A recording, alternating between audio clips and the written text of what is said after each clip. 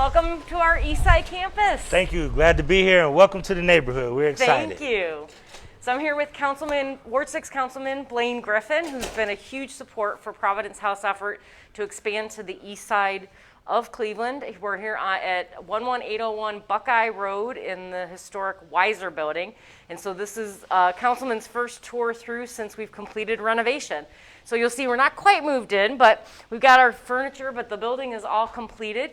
So this room is actually, it's going to be the Children's Creative Arts Room, and we'll also then convert it for community events, family resource fairs, smaller gatherings of community. So this area will be available to the public. As I said, resource fairs, partner engagements, things like that. Great. But as you can imagine, for our kiddos, birth through 12, they can get a little sloppy, so we got to put them somewhere with no carpet. Right. Public restrooms, those are new to the building. We've got a bunch of children's activity spaces in here, but I'm just going to feature a few as we go through. So we don't have a lot of the same kind of rooms. So this room will be our library. We're waiting for some of the children's furniture to come in. And then off of this room, we have fine motor playroom, which is Legos and little manipulatives. A lot of our kids don't have access to tiny things that move their fingers. We also have a children's study. So we do have a school age population now of 6 to 12-year-olds. They have internet access, computers, they can do homework. Online classes, things like that right from here. So the ground floor here is really the kids' space, but public spaces too. We have an intake office, so you can imagine when families are arriving, they're really in crisis. They're struggling. They need a private place to come and sit with one of our counselors and social workers, process the paperwork. While they're doing that, our child care providers are already working with the children, calming them down, snack, showing them their bedroom that will be here in the crisis nursery. And then we will have a pediatric clinic. We're waiting for our pediatric exam equipment and tables. Just like our Westside campus, all children will get a well-child exam right here. Currently, Metro Health is our pediatric partner, and so we actually have them wired right into the Epic medical record. So the children's medical care is documented the whole time they're here. And then we do have children who have sometimes chronic or developmental issues where we have a clinician here 3 days a week that continues to support the children. Kids bathroom. We always highlight this because some of our kiddos are little. We do a lot of potty training. So little sinks. We've got teeny tiny potties, all real little ones. So really want to make sure that developmentally the kids are in a space that feels good to them and fits them. Love that little sink. That's cute. And then, as you know, this building was a bank originally, and so we've converted the bank hall to a children's gymnasium. But again, we'll also use this for public spaces and public meetings. So we've got tables and chairs that can be wheeled in. We're all hooked up for audio visual. So we can host your local council meetings if you want, community meetings, block clubs. So we really want this space to be accessible to the community. So our children will use it during their playtimes, but early mornings, evenings, weekends, we see this as a community space. And so we're really excited to have this completed and just an awesome space for gathering.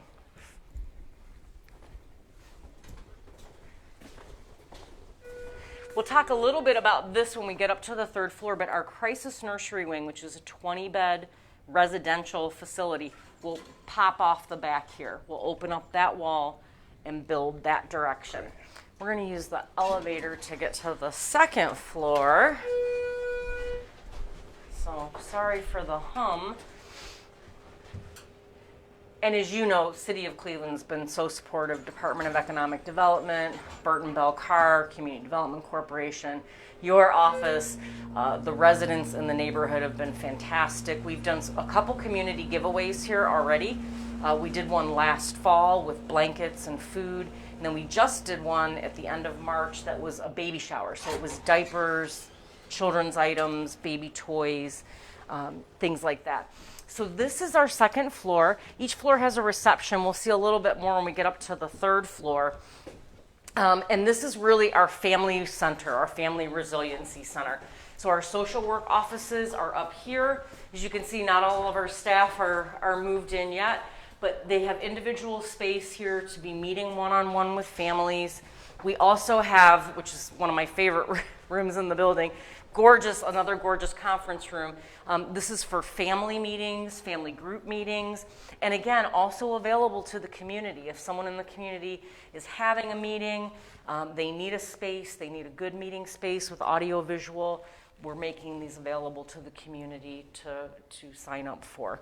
But just really awesome spaces, and we get to see all the great stuff happening out on Buckeye. And then part of our work with families, in addition to one-on-one counseling and support, is family preservation work. So again, waiting for some furniture to come in, but this is one of our family rooms. So social worker may be in here with the family. The parents may be having a private visit with their children here, so we will be doing parent visitation with their children in these spaces. They'll have couches and tables. So again, with some of the supply chain issues with COVID, things are a little bit backed up. Yeah, that's everywhere. I'm telling you. Completely redid all of the stairwells here. So if folks watching today have been in the building, you know that these were in pretty rough shape. And Landmarks with the City of Cleveland was so supportive of the project. We were able to replace just the main panes of the historic windows, but these are historic replica windows that were created specifically for this building to look exactly like the original windows from 1928. And the third floor is our kind of administrative headquarters. We are going to be operating most of our administrative staff out of this facility. So our West Side team is all coming east. This will be the headquarters for Providence House administrative offices. So another meeting room. So again, lots of space to bring the community in, to share these spaces with community. Again, you can see the historic windows in, and this fantastic view of the park with the jazz man and all the great stuff that's happening up and down Buckeye Road. This is great. All these views.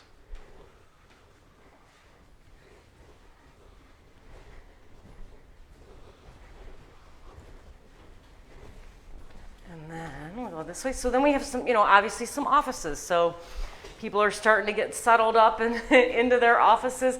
This was actually a great space for us because we do have so many team members that, didn't have space on the west side. So this allows us a lot of opportunity. And as I said, each floor has its own reception area.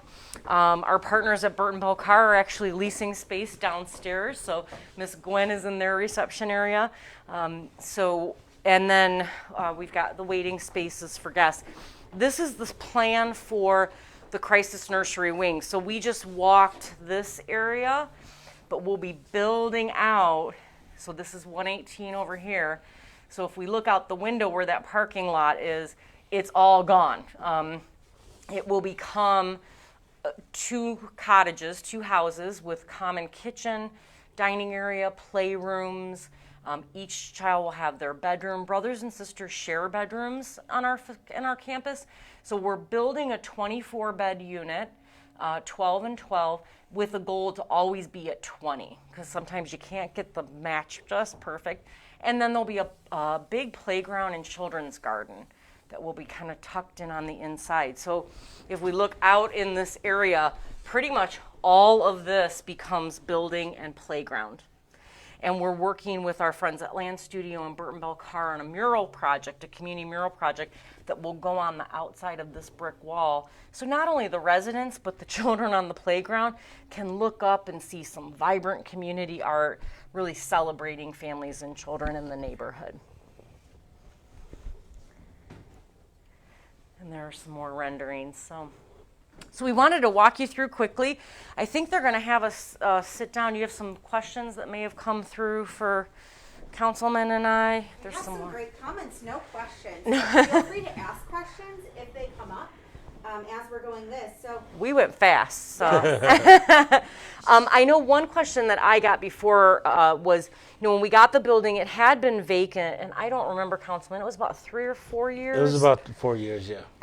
And so, the building is beautiful, and it's got great bones. So really, we came in and the renovation wasn't a huge heavy lift, but I mean, we put a significant investment, almost $2 million in the building so far. We are fundraising for that crisis nursery wing. We're close.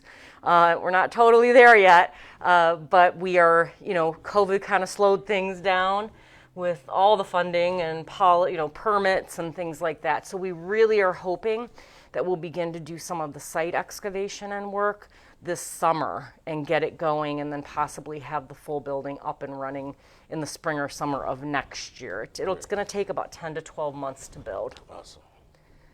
And again, the comments coming through are great. So Shannon said, wow, that's such a great space. Amy is loving the original structure and that it was so lovingly considered with the renovation. Cynthia said, so much light, it looks amazing. And then Rebecca added that it's jaw-droppingly beautiful. Wonderful. Oh, we had a question come in. So how can community members get in touch with PH to use the spaces available, Amy asks. Oh, good question. So you can contact Providence House, let them know that you're interested in using a space. We'll be happy to tour you and show you the available community spaces. Some of them we're opening for free because it is community gatherings of block clubs, and then others we've got groups that actually want to rent space for specific special events. We actually did have a turkey giveaway that was a community event. They needed a location, and so they were able to come here and distribute turkeys to families in this community using the Buckeye site. Great. That's all we have right now. Anything that you want to add? Blaine, anything about the community that you want to share? Well, what I love about Providence House is between Natalie, Lee, and as well as Michelle, they've just jumped up and got involved in the community. The community has really embraced them. They usually come to most of our community meetings. This building is an iconic building. We're in the process of doing a Buckeye Road refresh, which we actually are trying to get the road resurfaced, but not just get the road resurfaced, renovate and do streetscaping and everything else. We've actually invested about $1.2 million to really try to enhance the storefronts. So this is a great anchor situation for Buckeye. I want to put in a plug that we made the pitch and asked Natalie and her team to consider this location, I believe 3 or 4 years ago, right? Mm-hmm. And I'm just overwhelmed with joy just sitting here now to watch this come to fruition. In politics, you don't always get to see the fruits of your labor, and you don't always get to see how partnerships come together to really accomplish something. And I'm overwhelmed with joy just watching what Providence House has done with this building right now. And we're so excited, with being a part of community development, but really focusing it from the inside to be here for the families, for the children. So as the community continues to grow and be even more vibrant, to know that there is a place here for them. If they ever need help, there's a place to go right here in their neighborhood. And so we're so excited to be a part of all that's happening in the Buckeye Shaker area and into the surrounding communities. We already serve over 30 zip codes in Greater Cleveland, a lot of kids from the east side, but when we look at the unserved children, this year it's going to probably be about 500 children that we couldn't serve. 70% of them are living in these east side neighborhoods. We need to be where the children are. We need to be where they need us to be. So I think as exciting as this building is, come back and stay tuned, because I can't wait to have a playground filled with children and just joyous laughter and families that really feel like they've got hope, they have a new direction, and they have someone to support them. And one of the things by just these kind of facilities is that it's great about the structural and what it does to Buckeye. It's great that we have jobs because we're now going to have the executive offices coming over here. That's great. But what's really important is 75% of these neighborhoods have single-parent households. And myself being raised in a single-parent household, I know how stressed and overwhelming it could be for the parents, for the mothers especially, that are raising these young babies by themselves. And to be able to have this top-notch social service agency to be able to do that is just cherry on the top. So it fulfills a lot of needs in the Buckeye area. We love this area. I always tell people oftentimes that I love Ward 6 and I love CLE, and this is why. Organizations like this that help build the fabric of neighborhoods. We also have the Women's Clinic that's down the street. We have the Rape Crisis Center that's in Shaker Square. So we've really made a concerted effort to make sure that we service women and children in this area, because so much of this area is headed by single family households that are raising, sometimes in a lot of cases, multiple children. So anybody that knows me knows that I'm very passionate about the young folks in my neighborhood. My wife and I raised 3 young people right here in the Larchmere Woodland area. So just to be able to see these parents get this kind of help is essential as well.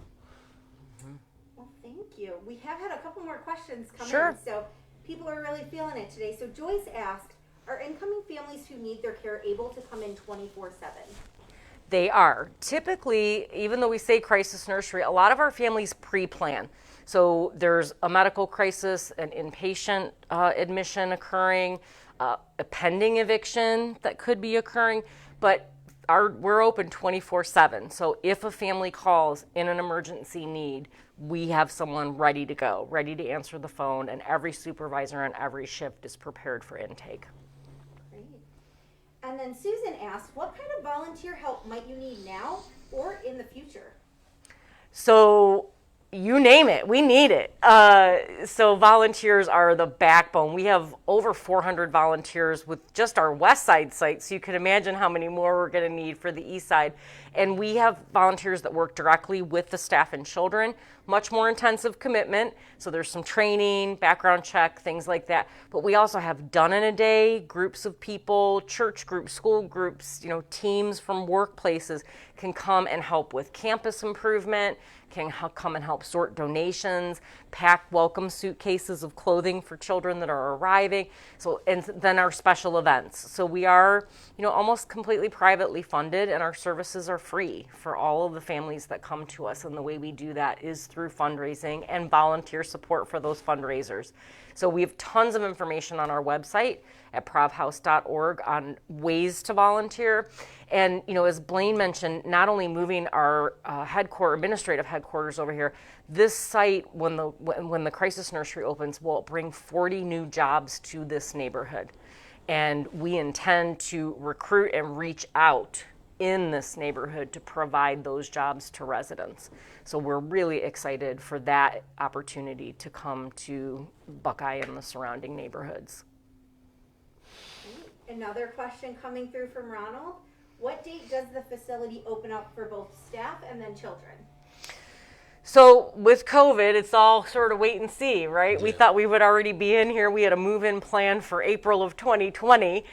So staff are coming and going as needed. The nursery is open on the west side. So we are accepting children. We actually are opening up more beds on the west side campus. We had reduced census just to provide for quarantine and things like that.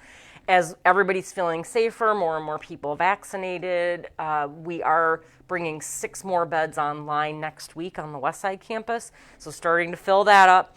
When this opens, it's 20 more.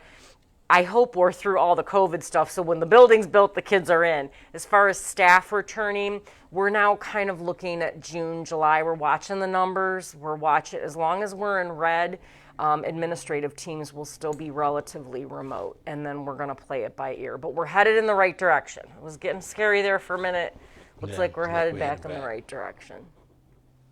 All right. Well, I think that's all of the questions. But Natalie, how can people help?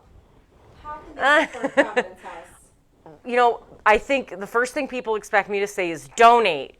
And definitely, we need support. I mean, it's a challenge every year to raise the dollars we need to serve as many children as we can. So whether it's donating diapers and wipes and paper towels and formula, or it's a monetary gift for Providence House, or even a gift for this project. If you want to see us keep moving, we got to raise the money.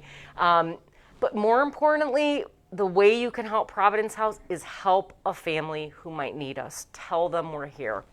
I hear so many people say, especially foster youth that I tour, that have said, if only my mom knew about this, if only my mom's social worker knew, because she had a mental health issue, I could have come to Providence House and she could have gotten treatment. I might have been able to stay with my mom. Let people that you know that are struggling know we're here, we're free. We respect the brave choice that these families are making to bring their children, their most precious treasures, to us and entrust them to us and trust us to help them through their crisis, keep their children safe, and keep their families together. All set. Well, Councilman, thank you for being here with me today. Thank you. This is beautiful, and I really am overjoyed. I mean, you know how long we've been working on this, and the building looks beautiful. I mean, really, it does really look nice. So I'm excited. And well, we'll keep bringing you back as we fill it up, and certainly as the crisis nursery week. You'll be here for ribbon cutting. That's what I'm looking You're forward to. going to put the shovel in the ground with me out there. That's what I'm looking forward to. I will also, I do have a group that wants to work with me on the food giveaway and crisis. So if we could, I'd like to partner with you guys to do that if we could. Okay. Yeah. That'd be great. All right. All right. Thank you, everyone. Thank you.